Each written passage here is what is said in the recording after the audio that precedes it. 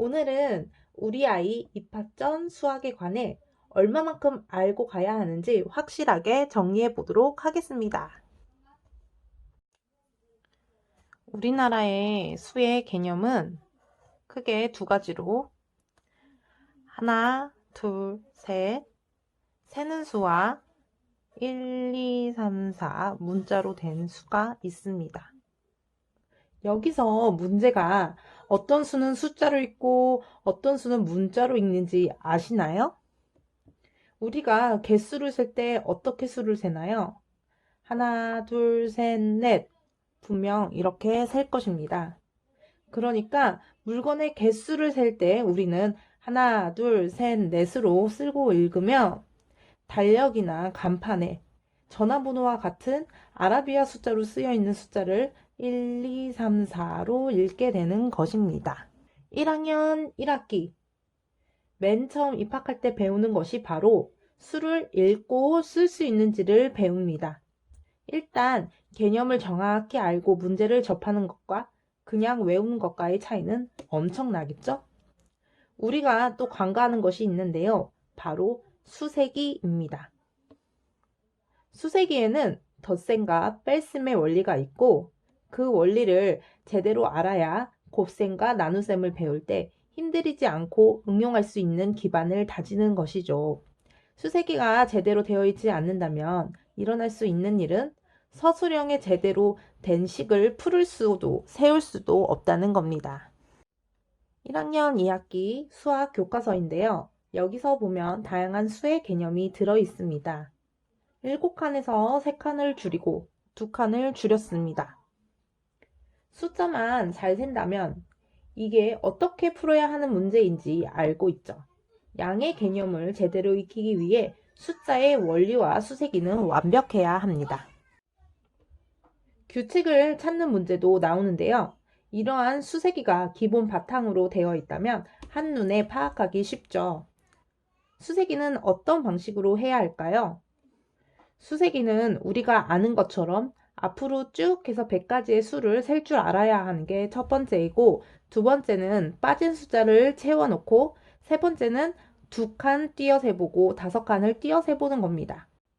네 번째는 10부터 20까지의 수를 원리를 파악하며 앞으로도 세어보고 20부터 뒤로도 세어봄으로써 빼기의 개념을 서서히 알게 되는 것이죠. 다섯 번째, 100부터 거꾸로도 세어보고 빠진 숫자도 채워보고 띄어 세보는 방법도 종합적으로 하게 된다면 기본적인 수세기 원리는 끝이 난 것이죠. 그 다음 덧셈, 뺄셈, 연산을 실전처럼 하는 게 좋죠. 그래야 곱하기 나누기 같은 문제를 잘 풀 수 있죠. 곱하기 단어는 2학년 2학기 때 나오고 그 전까지는 수의 개념을 면밀히 파악해보는 과정을 거쳤다면 일주일에 한 단원씩 구구단을 외우는데 2단과 5단, 3단과 4단, 그리고 6, 7, 8, 9단의 상관관계를 한번 확인해야 합니다. 그리고 구구단을 그림으로 표현해 주세요. 곱하기의 원리는 똑같은 수를 반복해서 더하는 겁니다. 그러면 나누기는 반대로 똑같은 수를 반복해서 빼어주는 원리이기 때문에 어려워하지 않고 쉽게 받아들이는 훈련을 하게 되는 것이죠.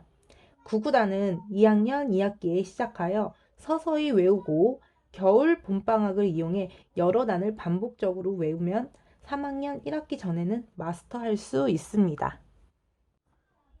요즘 많이 고민하시는 부분이 서술형 부분인데요. 보통 서술형은 2학년 때부터 시작이라고 보시면 됩니다.